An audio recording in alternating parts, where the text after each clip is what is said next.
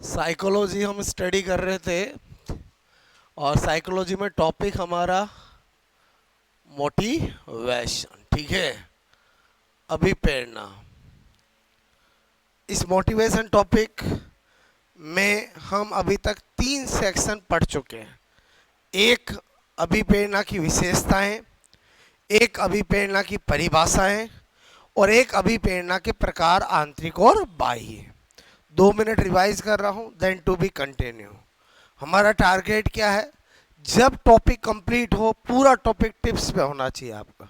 मतलब मैं हर टॉपिक को इसी तरह से स्टडी कराता हूँ और आप भी घर पे जब भी स्टडी करते हो तो शुरू से पढ़ो।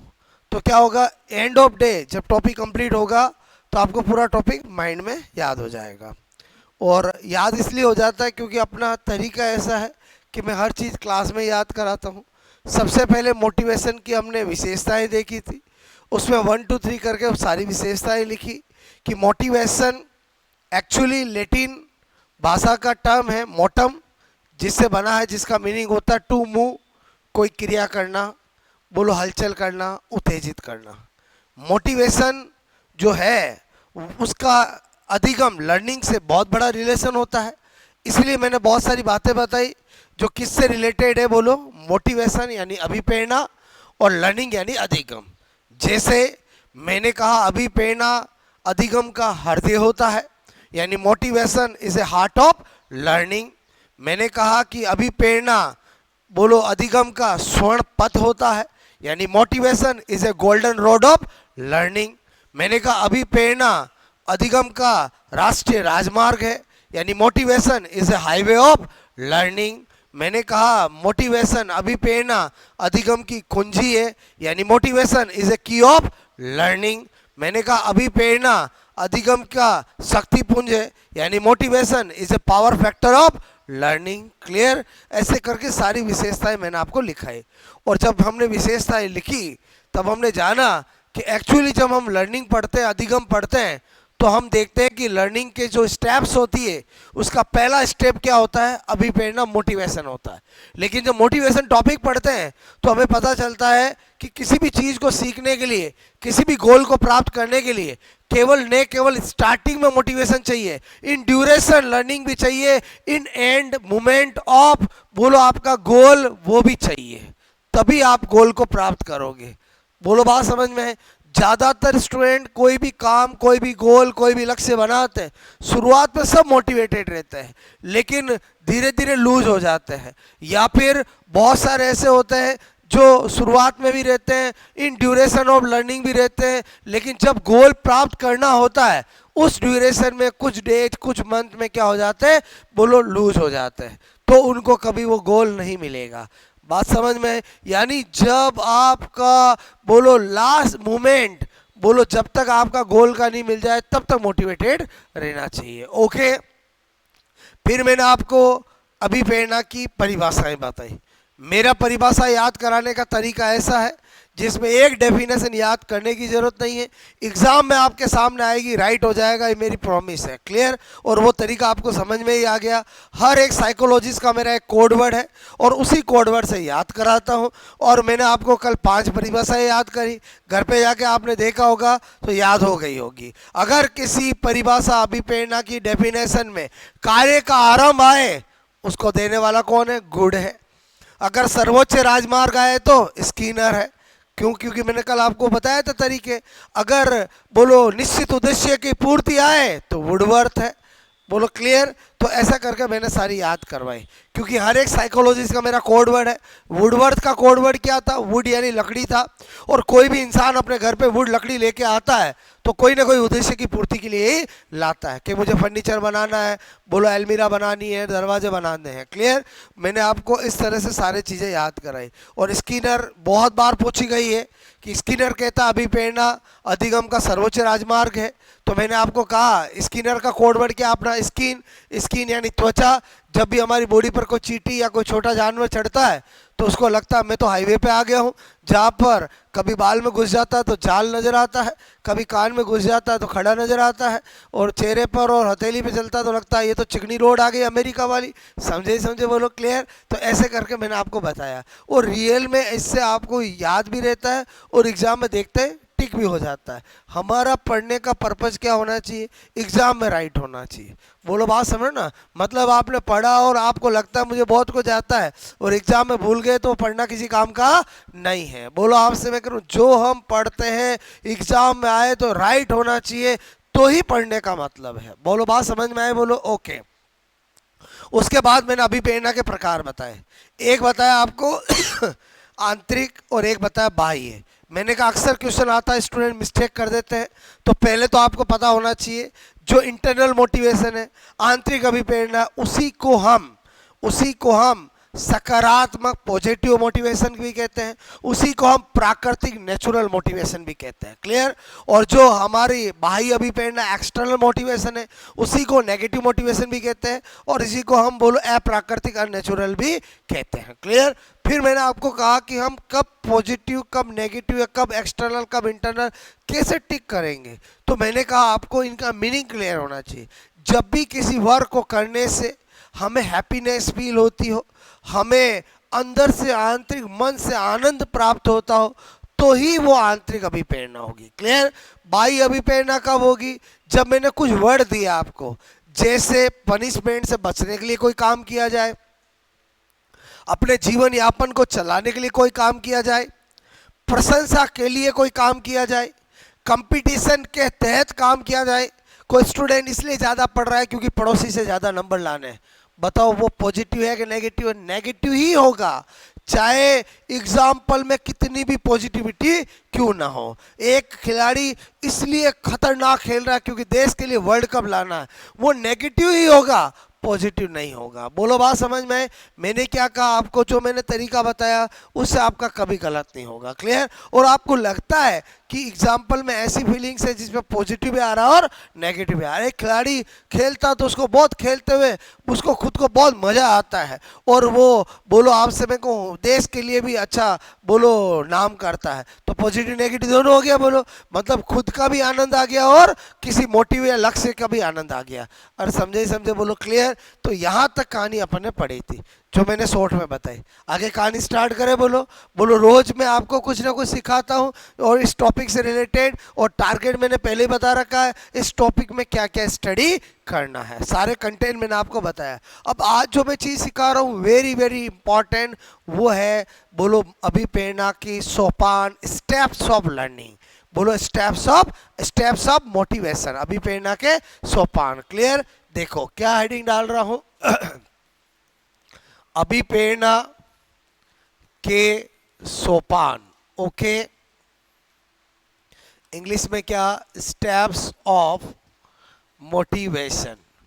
अब इसमें क्या होता है, स्टूडेंट्स को बहुत प्रॉब्लम आती है और वेरी वेरी इंपॉर्टेंट। मैं अभी आपको ऐसा तैयार कर दूंगा कि आपके लाइफ में कभी गलत नहीं होगा। बस आप मुझे 15-20 मिनट सुनो, मैं आपके माइंड में कैसे लॉजिक बनाता हूँ। क्लियर?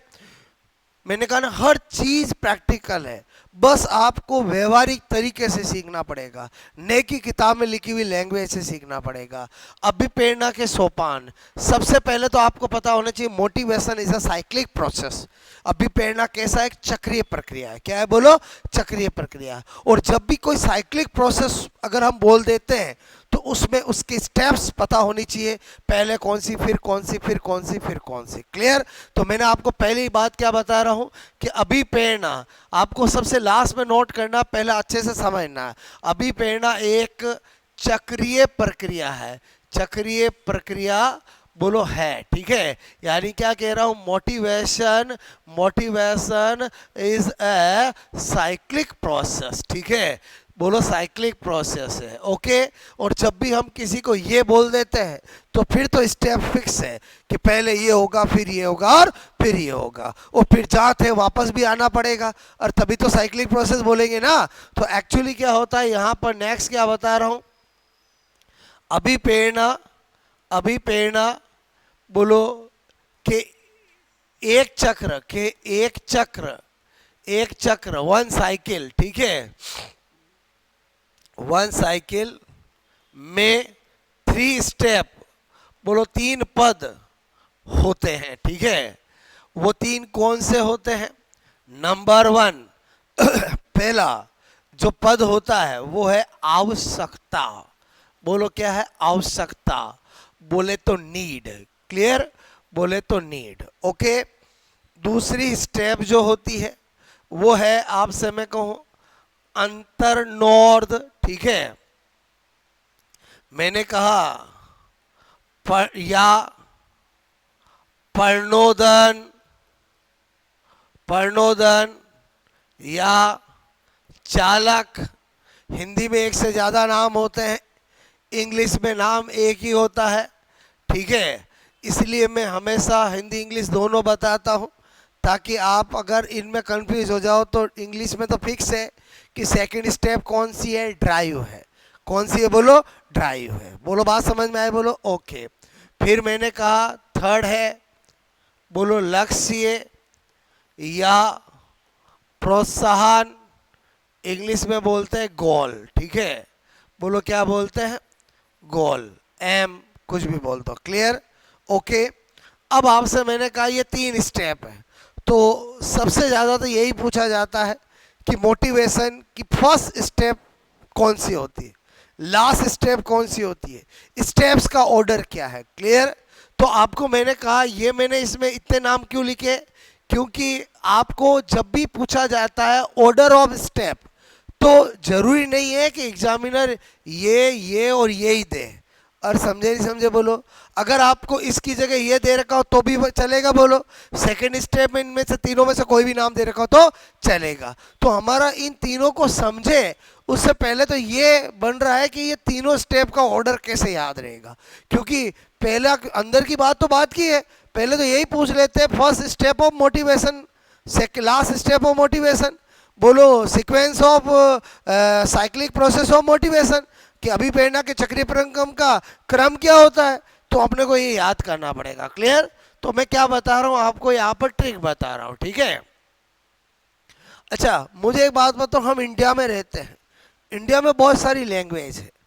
बोलो हमारा राजस्थान में इतनी सारी लैंग्वेज है, तो इंडिया में तो बहुत सारी लैंग्वेज है। इंडिया में गुजराती भी है, केम छो, बात समझ में आए? अच्छा, हमारे राजस्थान में मारवाड़ी है, मेवाड़ी है, वागड़ी है, और दुनिया भर की और लैंग्वेज है। तो सभी में एक ही सेंटेंस को अलग अलग तरीके से बोला जाता है। जैसे हमारे हिंदी में बोला जाता है, आपको कोई लक्ष्य प्राप्त करना है तो आप क्या कहते हो? मुझे ये लक्ष्य लेना है, ठीक है। तो आपसे मैं करूँ, ये आपको मिल गया तो आपको क्या, आप मुझे बोलो लक्ष्य प्राप्त हो गया है। अब सपोज दैट महाराष्ट्र का कोई रहने वाला है, महाराष्ट्र में क्या चलती है? बोलो महाराष्ट्र में क्या चलती है? बोलो मराठी चलती है। तो मराठी वाला अगर कोई पर्सन है, वो कैसे बोलेगा इसी सेंटेंस को? वो मैं आपको यहाँ लिख रहा हूँ, क्लियर। वो क्या बोलेगा? कभी लाइफ में मराठी सुनी है आपने?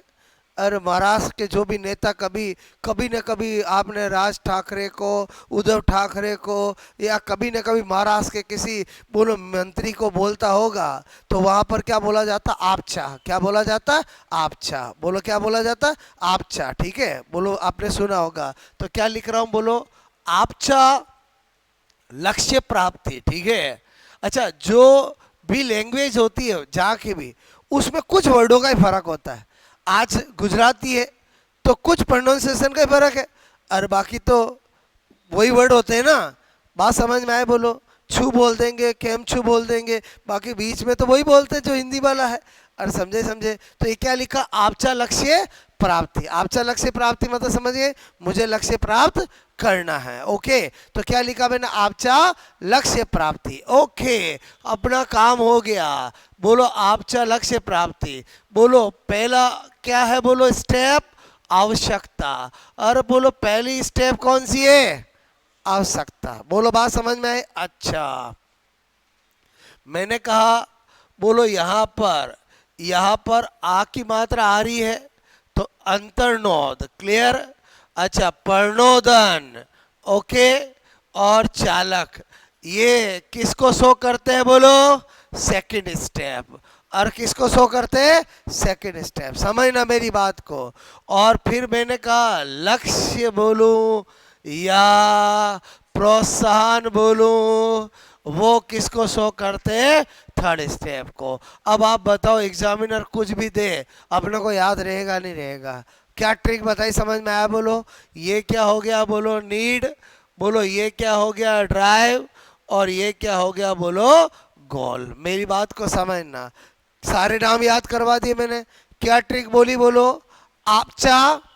आपचा लक्ष्य प्राप्ति। इसमें आपचा में आ का क्या हो गया? आवश्यकता हो गया। मतलब वो क्या होगी? फर्स्ट स्टेप हो गई। और समझे समझे बोलो। फिर मैंने आपचा, तो बोलो सेकंड स्टेप में बोलो क्या क्या होगा, तो वो सेकंड स्टेप मानी जाएगी। अंतर नो दो, पे से प्रणोदन हो, चा से चालक हो। और सेकंड स्टेप है, इंग्लिश में तो ड्राइव मैंने लिख ही दिया बोलो। और लक्ष्य प्राप्ति मतलब लक्ष्य हो तो भी थर्ड स्टेप है, प्रोत्साहन हो भी तो भी थर्ड स्टेप है। तो आप मुझे बताओ, एक बार आपको ये तीनों स्टेप समझ आया ऑर्डर? मतलब 90% तो यही पूछा जाता है। फर्स्ट स्टेप कौन सी होती, लास्ट स्टेप कौन सी होती, स्टेप्स का ऑर्डर कौन सा होता है। क्लियर? अच्छा, यहाँ तक कहानी समझ में आई? बोलो आपको समझे नहीं समझे? बोलो क्लियर। तो एक बार आप इतना नोट करोगे, फिर मैं इनको समझाता हूँ बहुत सारे एग्जाम्पल से। क्लियर? ओके।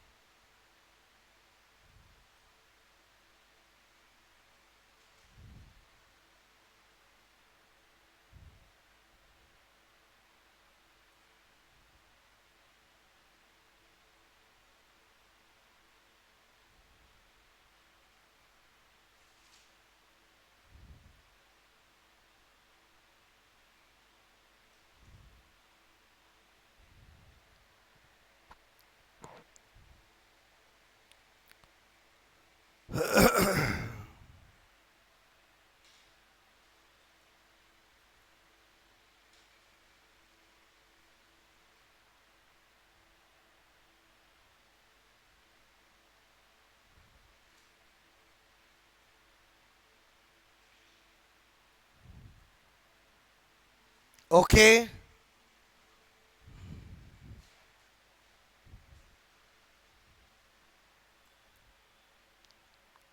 कोई भी नाम दे आप कर सकते हो, बोलो। ठीक है। मतलब कभी आपको पूछते हैं स्टेप में तो ये वर्ड दे देते हैं, कभी ये दे देते हैं, कभी ये, तीनों का मतलब एक ही होता है। समझ गए? बोलो आपको। ठीक है। खाली एक नाम याद रखोगे तो क्या होगा? इंग्लिश में तो दिक्कत नहीं आती, मैंने आपसे कहा ना, बिकॉज उसमें तो एक ही टर्म है। मतलब हिंदी में प्रॉब्लम आ जाती है। क्लियर? तो मैं तो आपको दोनों ही बता रहा हूँ, बोलो बात समझ ना। ओके।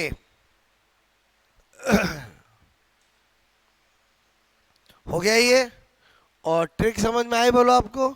नोट कर लोगे आपका लक्ष्य प्राप्ति।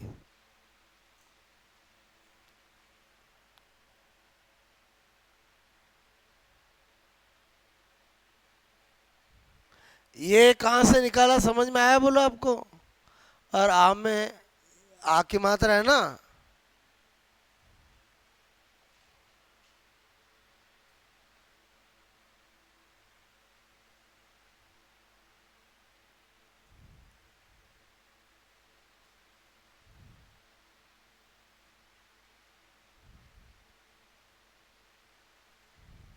ठीक है। अब आप इन तीनों स्टेप को समझना। आपको भी एग्जाम्पल से चार्ट बना के बताऊंगा। ओके, क्योंकि चलो ये तो फिर भी स्टूडेंट कैसे करके याद कर लेते हैं। जब एग्जाम में आता है भूख क्या है, बोलो भूख क्या है, और यही ऑप्शन होते हैं। समझ में आया? बोलो, मतलब लक्ष्य है, प्रणोदन है, आवश्यकता है। तो इसका मतलब हुआ कि हमें ये फंडे क्लियर करने पड़ेंगे कि एक्चुअली इसको क्या कब होगा तो ये करना है। और समझे समझे, एक तो डायरेक्ट क्वेश्चन कि फर्स्ट स्टेप कौन सी है, एक इनडायरेक्ट क्वेश्चन आपको बोला कि किसी व्यक्ति को बहुत ज़्यादा प्यास लग रही है, तो बताओ अभी प्रेरणा की कौन सी स्टेप है, बोलो कौन सी है, ड्राइव। बोलो बात समझ में? तो इसका मतलब हुआ ये भी फंडे क्लियर करने पड़ेंगे। और समझे समझे, बोलो डायरेक्ट इनडायरेक्ट दो तरह के क्वेश्चन आते हैं साइकोलॉजी में। डायरेक्ट मतलब जो बिल्कुल आपको याद है, मेमोरी बेस्ड टिक कर दिया। इनडायरेक्ट आपके कॉन्सेप्चुअल बेस्ड, बोलो बात समझ ना। तो वो मैं आपको सिखाना चाह रहा हूँ। पहले आप एक बार मीनिंग समझ लो। आवश्यकता, नीड, हम जानते हैं आवश्यकता आविष्कार की जननी है। हम हमारे अंदर किसी भी चीज की नीड होती है तो ही हम आगे बढ़ते हैं। मतलब आप यहाँ नहीं, हमारी बॉडी के अंदर की बात नहीं, हमेशा ऐसा ही होता है। आपकी नीड हुई, आपको गवर्नमेंट जॉब लेनी है, तो आपके आगे आपका प्रोसेस चलेगा। और समझे ही समझे, बोलो क्लियर। तो इसका मतलब हुआ सबसे पहली स्टेप क्या होगी, आवश्यकता। क्लियर? जैसे एक एग्जांपल दे रहा हूँ, आपकी बॉडी में एनर्जी की कमी हुई, बोलो क्या हुई, लॉस ऑफ, मतलब आप सब lot of required of energy. Clear? तो आपकी ये आवश्यकता हुई। अब आपके जब भी हमें कोई आवश्यकता होगी तो हमारी बॉडी में कोई ना कोई चालक उत्पन्न होगा, बोलो कोई ना कोई ऐसा संवेग उत्पन्न होगा जिससे हम वो आगे की ओर बढ़ेंगे करने के लिए। तो जब हमारे शरीर में एनर्जी की कमी होती है तो अंदर कौन सा चालक उत्पन्न होता है, भूख। और क्या होती है, हमें भूख समझते, बोलो भूख होती है। क्लियर? तो भूख क्या हुआ, बोलो चालक हुआ। अब मुझे बताओ हमारा उस समय लक्ष्य क्या हो जाता है, भोजन। और बोलो क्या हो जाता है, भोजन। आप सोचो आपको बहुत भूख लगी है, आपका दिमाग कहेगा एन कैन प्रकार कैसे मुझे भोजन मिल जाए। और बोलो समझे समझे, बोलो क्लियर। तो वो आपका क्या होगा, लक्ष्य। और बहुत ज़्यादा भूख लगी है, आपको कोई के मूवी देख ले, हाँ हाँ, बोलो आप पढ़ाई कर ले, हाँ, क्योंकि आपके सर एक ही लक्ष्य होता है, कैसे करके मैं बोलो खाना खा लूँ। और समझे समझे, बोलो क्लियर। तो इसका मतलब हुआ ये सारी सीक्वेंस है, और बोलो सारी सीक्वेंस है। क्लियर? ये दोनों एक दूसरे के पैरेलल चलते हैं। और समझे समझे, बोलो जितनी ऊर्जा की कमी होगी उतनी ही भूख लगेगी। और समझे समझे, ये भी एग्जाम में क्वेश्चन आया हुआ है आरपीएससी में कि आवश्यकता और अंतर्नोद, आवश्यकता प्रणोदन, आवश्यकता चालक, कुछ भी बोले बात तो एक ही है। और बोलो बता दिया ना, इन तीनों का मतलब एक ही है। आवश्यकता और चालक होते हैं एक दूसरे के लंबवत, एक दूसरे के समानांतर। तो हमेशा ध्यान रखना एक दूसरे के समानांतर, यानी need and drive always parallel to each other. Parallel to each other मतलब समझ में आया, बोलो कि जब हमारी बॉडी में एनर्जी की ज़्यादा कमी होगी तो हमें ज़्यादा भूख लगेगी, कम कमी होगी तो कम भूख लगेगी। ऐसा होता है कि नहीं होता है, बोलो। और समझे समझे, बोलो। तो ये दोनों हमेशा एक दूसरे के क्या चलते हैं, पैरेलल चलते हैं। बोलो बात समझ में? अच्छा, अभी एक एग्जांपल से बताया, समझ में आया, बोलो। और दूसरा एग्जांपल, सपोज दैट हमारी बॉडी में पानी की बहुत ज़्यादा कमी हो जाए, और क्या हो जाए, लोट ऑफ डिहाइड्रेशन, कमी हो जाए। तो बताओ हमें हमारी बॉडी में कौन सा चालक उत्पन्न होगा, प्यास। थोड़ा समझते हो? मतलब आपको प्यास कैसे करके पानी मिल जाए, आपका फिर टारगेट क्या होगा, बोलो लक्ष्य क्या होगा, पानी, वाटर इनटेक करना। और समझे? अच्छा मुझे एक बात बताओ, मैंने बोला साइक्लिक प्रोसेस है, आपको जब मैंने विशेषताएं लिखाई थी तब मैंने ऐसा एक लाइन लिखाई थी कि अभी प्रेरणा, बोलो आपसे मैं कहूँ, एक बार लक्ष्य प्राप्त होने पर समाप्त हो जाती है। क्लियर? साइक्लिक प्रोसेस है। तो मेरे कहने का मतलब है, सपोज दैट आपकी बॉडी में लॉट ऑफ एनर्जी की कमी हुई, आपकी बॉडी के अंदर ड्राइव चालक उत्पन्न हुआ कि आपको भूख लगी है और आपको भोजन मिल गया, आपने खा लिया। बताओ एक बार तो आपका चक्रीय प्रक्रिया खत्म हो गई ना। और समझे समझे, फिर वापस ये भी चलेगा कि जिंदगी भर चलेगा ही नहीं, और चलेगा नहीं चलेगा, सुबह चलता है शाम को चलता है। और बोलो चलता है कि नहीं चलता है, मुझे बताओ। इसका मतलब, ये तो मैं एक एग्जांपल से बता रहा हूँ।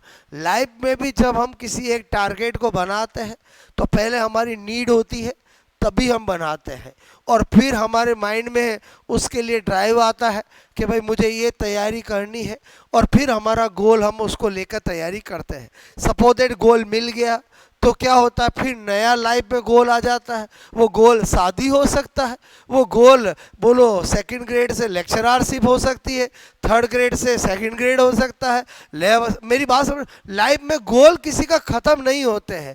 बोलो गोल खाली पढ़ाई के लिए ही नहीं होता है, और हर एक काम अपने आप में गोल होता है। मैं क्या बताना चाह रहा हूँ, मतलब आप अभी प्रेरणा को खाली पढ़ाई से सीमित मत रखो, हर एक अपने आप में गोल होता है जिसको हम करना चाहते हैं। क्लियर? मेरी बात समझ में आए बोलो? तो ये प्रक्रिया चलती रहेगी। बोलो बात समझ ना? ओके, मैं आपको वो एग्जाम्पल डिस्कस कर रहा हूँ जो आपके एग्जाम में आते हैं। बोलो बात समझ में?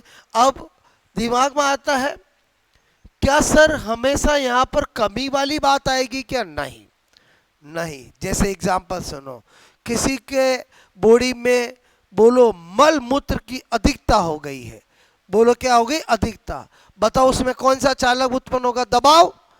और बोलो कौन सा चालक उत्पन्न होगा? प्रेशर होगा। बोलो, और उसका लक्ष्य क्या होगा? मल या मूत्र का विसर्जन करना।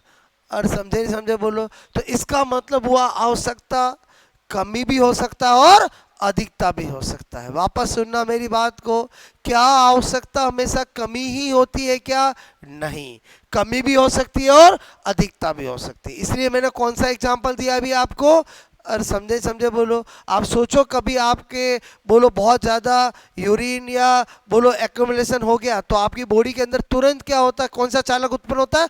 प्रेशर उत्पन्न होता है। और फिर आपका लक्ष्य क्या होता है? यूरिन पास आउट करना, स्टूल पास आउट करना। तो आपका वैसे ही साइक्लिक प्रोसेस खत्म हो जाता है। बोलो मैं क्या बताना चाह रहा हूँ, समझ में आया? बोलो। तो ये मैंने आपको तीनों बोलो समझाया, समझ में आया? क्योंकि माइंड में समझना बहुत जरूरी है, खाली याद कर लेना कोई जरूरी नहीं। वहाँ आपको कोई नहीं बोलेगा कि आपको अभी प्रेरणा के सोपान को वर्णन कीजिए।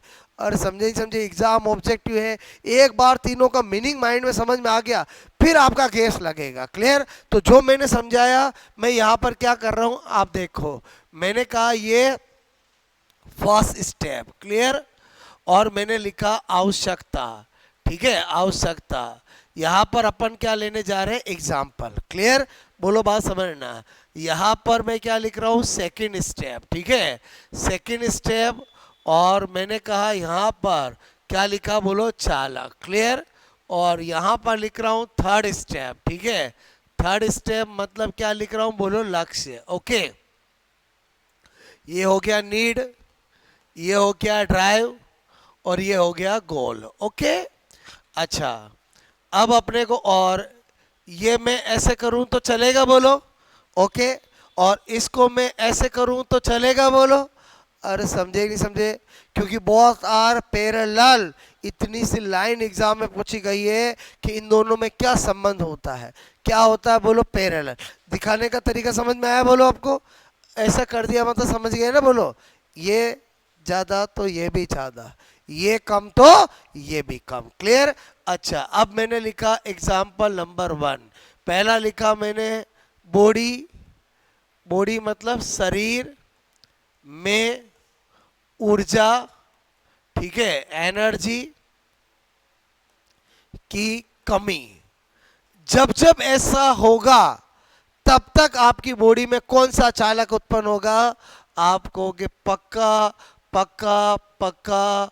बोलो भूख चालक उत्पन्न होगा। क्या होगा? बोलो भूख चालक उत्पन्न होगा। और उस समय हमारा लक्ष्य क्या होगा? बोलो भोजन। बोलो, आपसे मैं कह रहा हूँ भोजन हमारा लक्ष्य होगा। भोजन मतलब समझ गए? बोलो। और आपका मील बोल दूँ, फूड बोल दूँ, कुछ भी बोल दूँ, वो हमारा क्या होगा? बोलो। अरे बोलो हमारा क्या होगा? लक्ष्य होगा। क्लियर? अच्छा, एग्जाम्पल नंबर 2 मैंने कहा बोलो बॉडी में मैं बोलो मैंने कहा जल की, बोलो पानी, वाटर, ठीक है,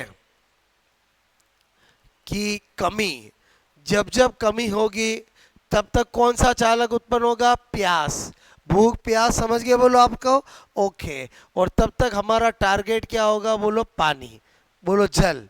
जल आपसे मैं करूं हमारा क्या होगा? बोलो टारगेट होगा। क्लियर? तीसरा एग्जाम्पल मैंने कहा मल, ठीक है, या मूत्र, ठीक है, बोलो स्टूल या यूरिन। समझ में है बोलो कि शरीर में अधिकता, और जब जब अधिकता होगी तब तक कौन सा होगा? बोलो दबाव। दबाव मतलब आप समझ गए बोलो प्रेशर, ठीक है। इधर मैंने लिखा नहीं थ्रस्ट हंगर, समझते हो ना? बोलो अरे समझ गए बोलो, ठीक है। तब तब आपका क्या होगा? बोलो मूत्र उत्सर्जन, बोलो या बोलो यूरिन पास आउट या मल उत्सर्जन, ठीक है। बोलो स्टूल पास आउट या यूरिन पास आउट। जैसे ही ये करोगे आपका क्या पूरा हो जाएगा? बोलो लक्ष्य पूरा हो जाएगा। पहले बताओ इन तीनों एग्जाम्पल से आपको जो मैं सिखाना चाह रहा था समझ में आया? बोलो अरे समझे नहीं समझे? बोलो क्लियर? आई थिंक अगर ये एग्जाम्पल माइंड में रखते हो तो आपको कोई प्रॉब्लम नहीं आएगी। क्लियर? बोलो समझ में आया? नोट करोगे?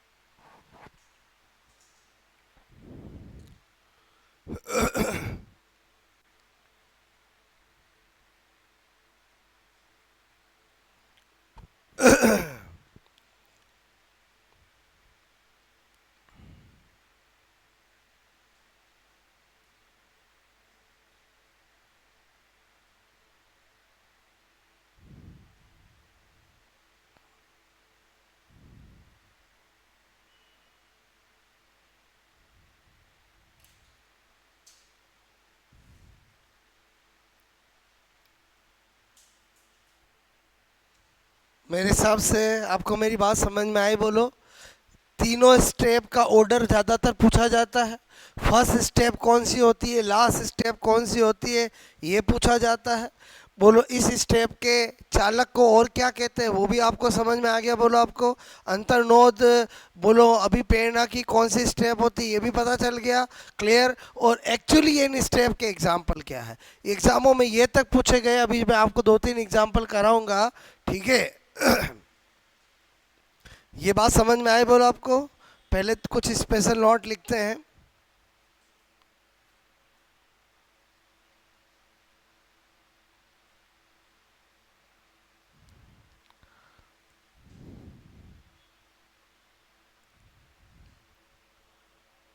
बताओ ये मैंने 3 एग्जाम्पल बताए, इससे ये साइक्लिक प्रोसेस समझ में आया आपको? और ये भी समझ में आ गया कि एक्चुअली आवश्यकता क्या है, चालक क्या है और लक्ष्य क्या है। और समझे समझे? बोलो क्लियर? अब हो गया नोट बोलो ये, ठीक है। अब मैं क्या बता रहा हूँ आपको, स्पेशल नोट। स्पेशल नोट में पहला मैंने कहा, पहला है आवश्यकता तथा चालक एक दूसरे के समानांतर, ठीक है, पैरेलल पैरेलल होते हैं, ठीक है। पैरेलल होते हैं इसका मतलब क्या हुआ, अर्थात जब नीड ज़्यादा तो ड्राइव भी ज़्यादा, जब आवश्यकता ज़्यादा तो चालक भी ज़्यादा। क्लियर। इसी को ऐसा समझ सकते हैं, ऊर्जा की कमी ज़्यादा, ठीक है, तो भूख भी ज़्यादा। ओके। या मैं कहूँ ऊर्जा की कमी कम तो भूख भी कम, ठीक है, ऐसे समझ में आया बोलो। और सीधी सी बात है, बोलो हाई एनर्जी रिक्वायर्ड, ज़्यादा भूख लगेगी, लो एनर्जी रिक्वायर्ड। पहले बताओ, आप इतने बड़े हो गए, ऐसा आपने कभी फील किया है कि नहीं किया। और कभी आपको खाना खाना होता है लेकिन आपको लगता है यार अभी मुझे भूख नहीं है, बोलो। और कभी ऐसा होता है कि आपको लगता है यार मुझे बहुत ज़्यादा भूख लगी है, और ऐसा होता है कि नहीं होता, बोलो। क्लियर। तो आप तो ये तो प्रैक्टिकल चीज़ है ना, बोलो हमेशा होता है। और ऐसा होता है कि नहीं होता, बोलो। मैं क्या बोल रहा हूँ समझ में आया। कभी कभी हमें लॉट ऑफ एनर्जी रिक्वायर्ड होती है तो हमें ज़्यादा भूख लगती है, और हम उस समय बोलो हम हमारा लक्ष्य भी जल्दी तैयार हैं। और समझे समझे बोलो। क्लियर। कभी हम खाने का टाइम हो जाता, भूख नहीं लगी होती तो हम 1-2 घंटे बाद खाने की इच्छा करती है। समझे नहीं समझे बोलो। क्लियर। ओके। आपको मेरी बात समझ में आई, बोलो। नंबर 2, पहला पॉइंट समझ में आया, ये वर्ड ध्यान रखना, ये पूछा गया है एग्जाम में। बोलो कि ये दोनों एक दूसरे के कैसे होते हैं, बोलो समानांतर होते हैं कि लंबवत होते हैं, कैसे, बोलो बात समझ ना। ठीक है, समकोण तो क्या होते हैं, समानांतर होते हैं। पैरेलल टू ईच अदर, यहाँ पर पैरेलल टू ईच अदर कहने का मतलब समझ में आया, बोलो कि इसमें और इसमें एक जैसा होता है, ये ज़्यादा तो ये ज़्यादा, ये कम तो ये कम। बात समझ में आया, बोलो। अच्छा, अब मैं क्या बता रहा हूँ, नंबर 2 मैंने कहा आवश्यकता आविष्कार की जननी है। लाइफ में कभी ये वर्ड सुना कि नहीं सुना, बोलो। अरे बोलो, आवश्यकता आविष्कार की जननी। इस दुनिया में जितने भी आविष्कार हुए कुछ न कुछ नीड थी तभी हुए हैं, और समझे समझे आगे से आगे चीजें। तो इसका मतलब अपन क्या कहना चाह रहे हैं, अर्थात बिना बिना आवश्यकता, ठीक है, आवश्यकता के अभिप्रेरणा अभिप्रेरणा प्रारंभ नहीं होती है, ठीक है, यही होगा। और हमें इसलिए समझ में आएगा क्योंकि मैंने साइक्लिक प्रोसेस बोल दिया। जब पहली स्टेप ही नहीं होगी तो दूसरी तीसरी तो हो ही नहीं सकती। और वापस समझो, जब पहली स्टेप ही नहीं होगी तो साइक्लिक प्रोसेस कहने के बाद समझ गए ना आप, जब फर्स्ट स्टेप नहीं होगी तो सेकंड से थर्ड कैसे होगी, बोलो, हो ही नहीं सकती ना। बोलो बात समझ में आए तो आप लिखोगे ये पहले वाला, ये नोट करोगे, need and drive parallel to each other. पहले लाइन क्या है, बोलो।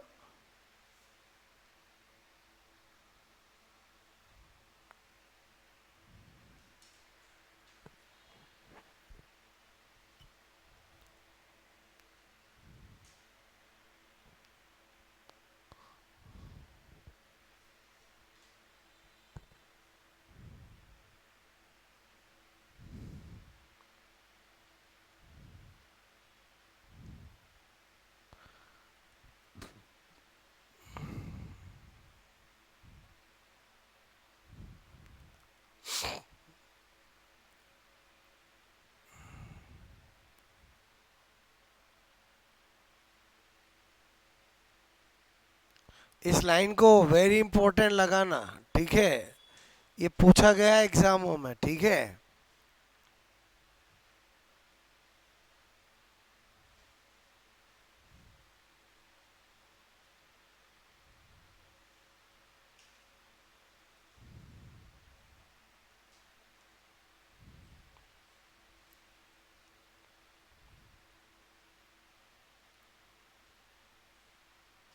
ओके, मेरी बात समझ में आई बोलो आपको? ये मैंने सब किस लिए बताई, ये लाइन आपको याद रहे, और बोलो ये लाइन याद रहे। ओके,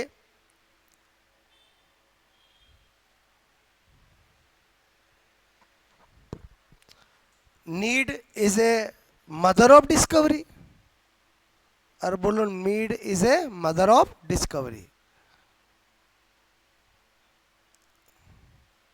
ये लाइन कभी ना कभी पढ़ी होगी ना, आवश्यकता आविष्कार की जननी है। Clear? Need is a mother of discovery.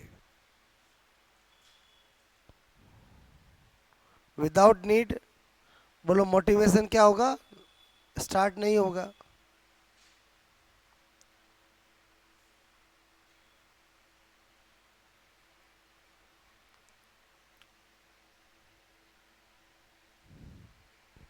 ठीक है, पहले एक बात बताओ, आप अभी प्रेरणा के सोपान अच्छे से सीख गए नहीं सीखे? आपके माइंड में पक्का फंडा बन गया कि कितने होते हैं, क्या फर्स्ट होता है, क्या सेकंड होता है, क्या थर्ड होता है, मोर देन वन नेम क्या होता है, ऑर्डर क्या होता है, और एक्चुअली एक एक का एग्जाम्पल क्या है। क्लियर? अब आपको मैं दो एग्जाम्पल कराता हूँ जो बहुत सी बार पूछे गए हैं, आपको 1% दिक्कत नहीं आएगी। ठीक है, देखो एग्जामिनर का तो काम होता है मिस्टेक करवाना।